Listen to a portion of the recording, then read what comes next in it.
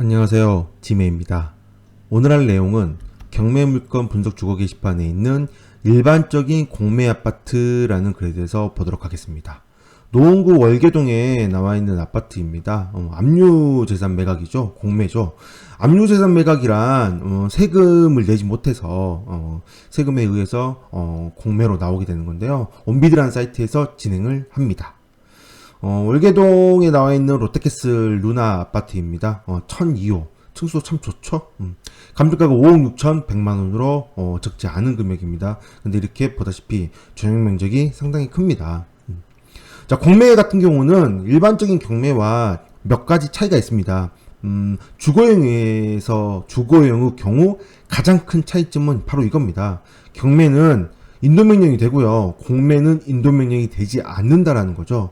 그래서 경매에서 가장 큰 장점은 인도명령이라고 볼 수 있다면 공매에서 가장 큰 장점은 뭘까요? 바로 인터넷으로 입찰한다는 장점이 있습니다. 경매는 반드시 법원을 방문해야 되는데 공매는 인터넷으로 입찰이 가능하죠.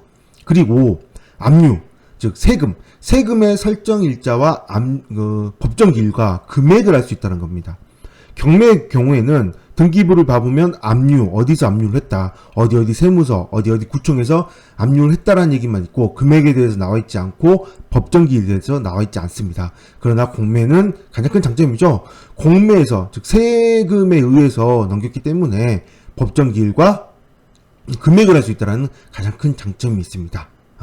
그래서 일단은 경매 같은 경우는 매각물건명세서라는 게 가장 중요한 서류로도 볼 수 있는데 공매 같은 경우는 공매재산명세서라는 게 있습니다. 이 공매재산명세서는요 경매의 매각물건명세서와 현황조사서를 합쳤다고 보면 됩니다. 여기다가 그 배당 요구에 관련된 내용까지 같이 다 들어있다고 보시면 되는데요. 자, 여기 보시면 이게 공매재산명세서입니다. 공매재산명세서의 윗부분 봐보면 이렇게 점유관계에 대한 내용이 있고요. 보면 이게 경매 현황조사서 내용이죠. 그래서 현황 및 내용, 열람 관공서, 주민센터의 열람 내용, 점유관계, 현황조사를 갔더니 어떻게 있다, 한문서 되었다, 이런 내용들이 이렇게 써지게 됩니다. 그리고 밑에는 이렇게 배분 요구 및 채권 신고 현황이 나옵니다. 그래서 이거는 번호는 그냥 단순한 번호일 뿐인 거고 이거 순위는 아닙니다. 이걸 순위로 좀 생각하시는 분들이 계신데 순위는 전혀 상관없고요. 그냥 단순한 그냥 번호입니다. 그래서 여기 이렇게 보다시피 설정일자를 쭉 봐야 됩니다. 이 설정일자라는 거는 등기부에 기재되어 있는 날짜를 얘기합니다. 근저당 등기부에 설정이 되어 있겠죠? 압류도 설정이 되어 있고요. 가압류 설정이 되어 있고 가압류 설정이 되어 있습니다. 이 세금들은 설정이 되어 있지 않은 상태에서 배분 요구를 하고 이것도 설정이 되어 있지 않은 상태에서 배분 요구를 한 거는 이렇게 날짜가 표시되지 않습니다. 그럼 이 설정일자 중에 가장 빠른 날짜가 뭐예요? 보다시피 바로 이 근저당입니다. 그러므로 말소기준 권리는 이 근저당 하나은행 근저당이 말소기준권리가 되는 거죠. 그래서 이 말소기준권리보다 전입이 빠르면 대항력이 있고 전입이 늦으면 대항력이 없게 되는 거죠. 자, 세입자는요. 세입자의 전입신고일자는 2014년 3월 6일입니다. 근데 전입자가 있죠. 3월 6일인데 근저당 날짜가 2월 20일이죠. 즉 늦죠. 늦음으로 만약에 윤씨가 진정한 세입자가 맞다라고 한다면 대항력은 없게 됩니다. 대항력은 설정일자 4억 8천만 원이 근저당 있는 상태에서 전입이 들어온 윤씨입니다. 자, 내용을 살펴보면요. 일단 먼저 근저당권자가 4억 8천에 설정이 되었는데 보다시피 배분 요구를 하지 않았습니다. 배분 요구를 하지 않았다는 것은 두 가지 사항으로 볼 수 있겠죠. 첫째, 배분 요구할 금액이 없다거나 둘째, 근저당권자는 배분 요구를 하지 않아도 당연히 배당받을 채권자로 보게 됩니다. 그러므로 근저당권자는 나중에 채권 계산서를 제출해도 충분하거든요. 그래서 일단은 권리 분석을 할 때는 4억 8천만 원이 등기부에 있는 걸로 가정을 하고 분석을 해야 됩니다. 물론 이제 만약에 채권이 없는데 깡통처럼 원래 근저당을 다 갚았는데 그 등기부에서 삭제가 안 됐을 가능성도 있겠죠. 그래서 이거에 대해서는 확인 한번 해보시는 게 좋지 않을까. 확인 한번 해보시는 게 좋습니다. 확인 한번 해봤는데 근저당이 만약에 깡통이다. 깡통이 예를 들어 4억 8천만 원의 근저당 설정이 되는데 알고 보니 다 갚아서 없어졌는데 등기부에만 삭제가 되지 않았다. 그렇다면 이 세입자, 2014년도에 전입한 유씨는 대항력이 있는 세입자가 돼버릴 수도 있겠죠. 그래서 이 부분만 유의를 한번 해보시면 됩니다. 유의를 한번 해보시면 되고요. 또한 이제 여러 개 좀 써놨는데요.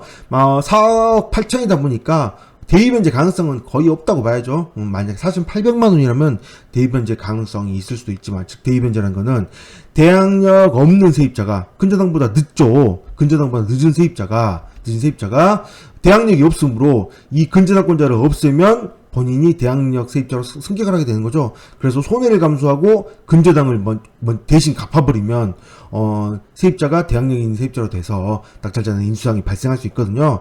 그래서 그런 경우인데 이처럼 금액이 크다면 대위 변제의 가능성은 좀 없다고 봐야겠죠. 어쨌든 이 물건은 소유자가 저기 또 뭐 정보를 가려놨는데 소유자가 회사입니다.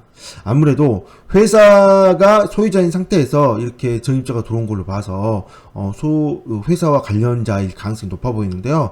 여기 보면 본건은 체납자 및 체납자의 가족이 사용 중으로 탐문 조사됨이라고 되어 있습니다. 아무래도 이 회사 소유의 회사 사장에 관련된 전입자가 아닐까 그렇게 추측을 한번 해볼 수가 있습니다.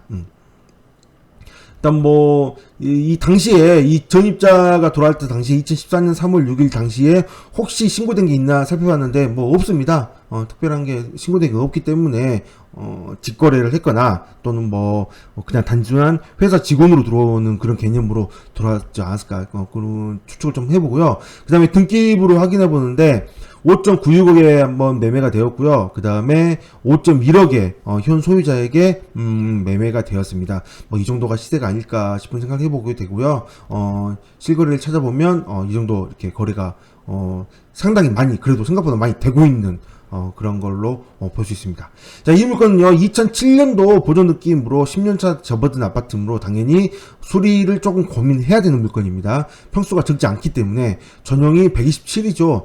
전용이 38평이라는 거면 흔히 말하는 아파트 평수로 얘기하면 47평, 48평 이 정도 된다는 얘기거든요. 그러면 굉장히 수리비가 많이 들어갈 수 있다는 점도 고려를 해야 되고요. 인도명령이 안 되고 명도 소송을 해야 하니까 소송을 해야 되는데 만약에 회사가 명의이고 전입세대가 임직원이는 걸로 본다면 좀 다른 물건보다 명도 수용이 좀 쉽지 않을까 그런 생각을 해봅니다. 물론 이거는 현실과는 좀 다를 수 있으니까 단지 그냥 추측일 뿐입니다. 그래서 이런 물건은 일반적인 공매 물건으로 보시면 됩니다. 특별히 아까 제가 말씀드린 혹시나 4억 8천이